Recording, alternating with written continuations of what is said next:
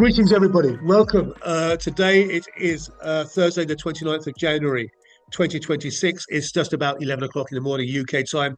I hope you're doing well wherever you are in the world.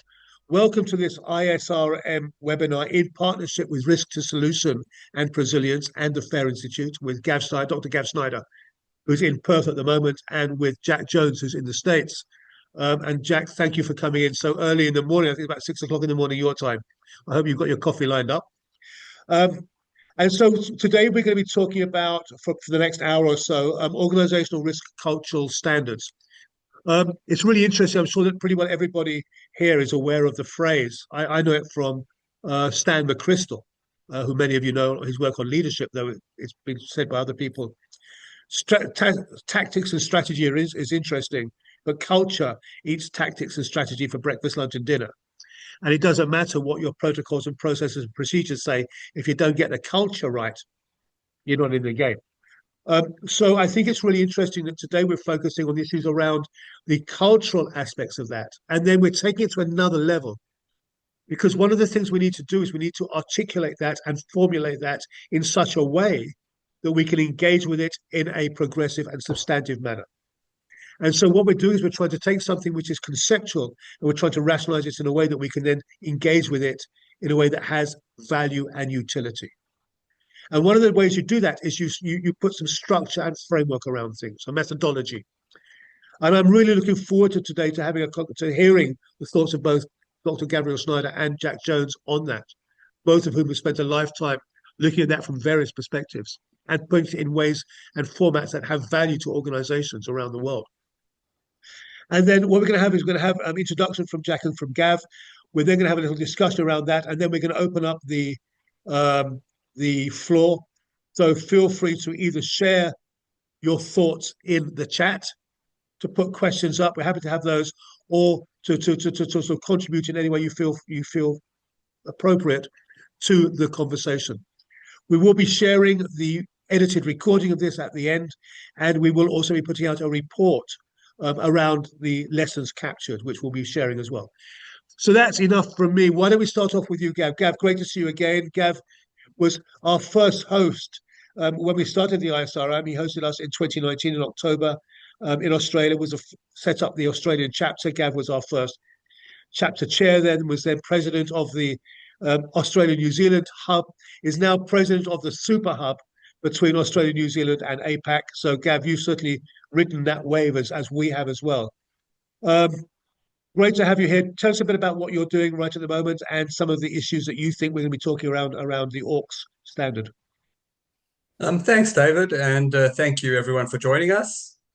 Maybe just to kick off a little bit of history as to why ORCS and why bother. I'm thrilled that Jack is able to join us today, even at a very early hour. But it actually started with a conversation between Jack and I almost a year and a half ago. And it had to do with the real reality of how do we enable humans and risk to function simultaneously to help us achieve great objectives. You know, we've done so much work in the world of risk management to build quantification metrics, nationally recognized risk management standards, international risk management standards, ERM standards. You know, the list goes on, but we've tended to ignore the human in the mix. And most of the time when I dealt with clientele and spoke about the topic, they would almost always share that from a CFO view, you can't quantify human metrics and performance easily enough, so it's kind of hard to do. And equally, if we spend all that money on, you know, aligning culture and getting decision making holistic, where's our ROI? Are we actually going to get that return on investment? So long story, short story, we formed a team of about 4 of us. We brought a 5th author in a little bit later to help consolidate. We wrote the standard over a period of about 9 months, just long enough to have a baby, I guess, and had it reviewed and peer reviewed by 15 different global experts. And I've had 11 different associations now endorse and support the standard as it is. ISRM was among one of the first to endorse and support the standard, which is great. As I'm talking to you now, the standard has been translated into Arabic. The French and Spanish versions are going to be released soon. There have been hundreds of downloads. I did put up in the chat box, you can download the standard for free from riskculture.org.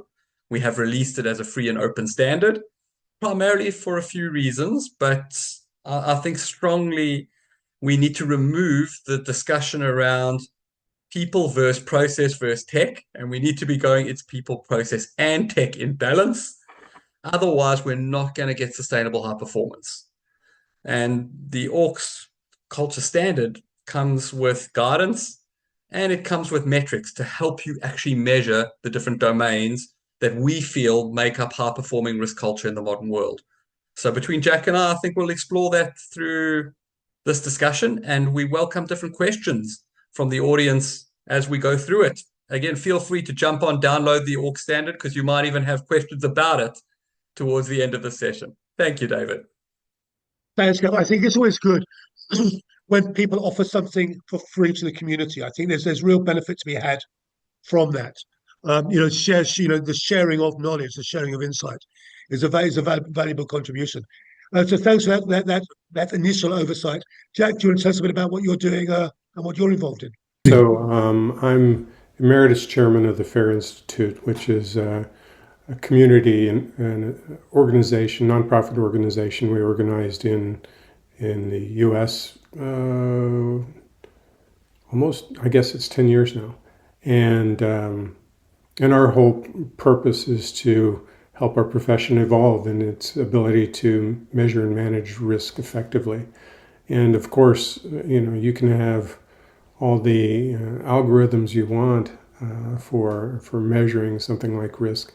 But as you and Gav have said, the culture is sort of a deciding factor. And in my almost 40 years in the profession now, I've had the opportunity to work in organizations where culture was relatively healthy, and I've had opportunities to work in organizations where that wasn't the case. And so, it's the difference can be glaring, and certainly is material to the potential success or lack of success for organizations. So, being involved with and helping with something like ORCS